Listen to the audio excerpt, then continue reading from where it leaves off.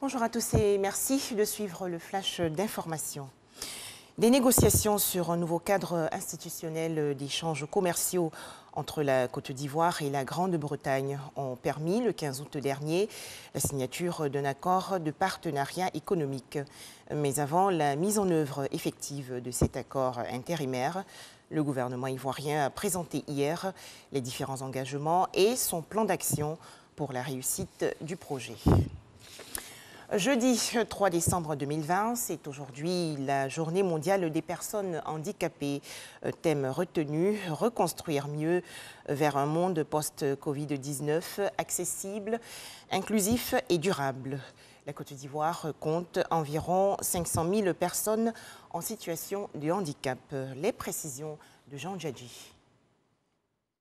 La 28e édition de la Journée internationale des personnes handicapées célébrée en Côte d'Ivoire. Plus de 400 000 personnes en situation de handicap sont victimes de préjugés sociaux. C'est l'occasion pour le gouvernement de faire le bilan de ses actions en faveur de ces couches vulnérables, surtout en cette période de Covid-19. Cette année, la crise sanitaire due à la Covid-19 n'a épargné aucun État.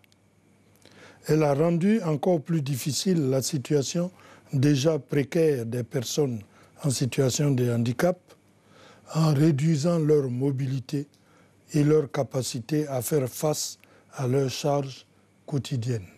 L'État de Côte d'Ivoire a pris des mesures appropriées pour soulager ces personnes en situation de handicap dans divers domaines de la vie sociale. En effet, bénéficiaires du Fonds de solidarité mis en place, ce sont plus de 5 000 personnes en situation de handicap qui ont pu bénéficier d'appui.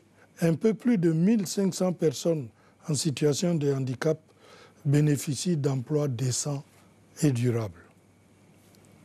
En matière d'assistance sociale, il est bon de rappeler le numéro vert 142, Allo Handicap, ouvert au profit des usagers.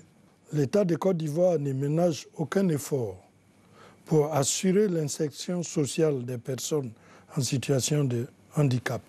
15% de la population mondiale, soit environ 1 milliard de personnes, est en situation de handicap, selon l'Organisation mondiale de la santé OMS et la Banque mondiale. Toujours en Côte d'Ivoire, la quinzaine des droits de l'homme du 1er au 15 décembre prochain.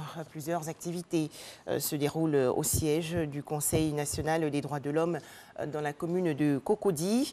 Le CNDH a par exemple organisé hier une collecte de sang.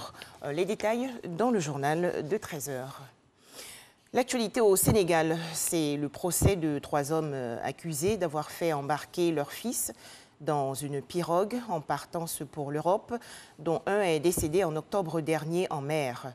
2 ans de prison ferme ont donc été requis à l'encontre des 3 accusés.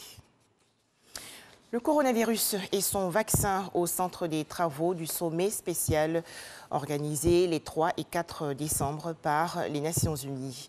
Dans un format virtuel, 140 chefs d'État et de gouvernement ainsi que des ministres de la Santé échangent et font le point sur une stratégie collective pour contrer l'épidémie. À noter que certains laboratoires pharmaceutiques participent également aux tables rondes.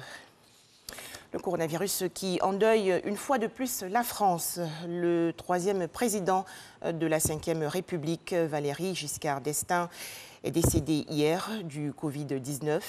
Entouré des siens à l'âge de 94 ans, Valéry Giscard d'Estaing a dirigé la France de 1974 à 1981. Voilà, je vous retrouve à 13h pour l'édition de la mi-journée.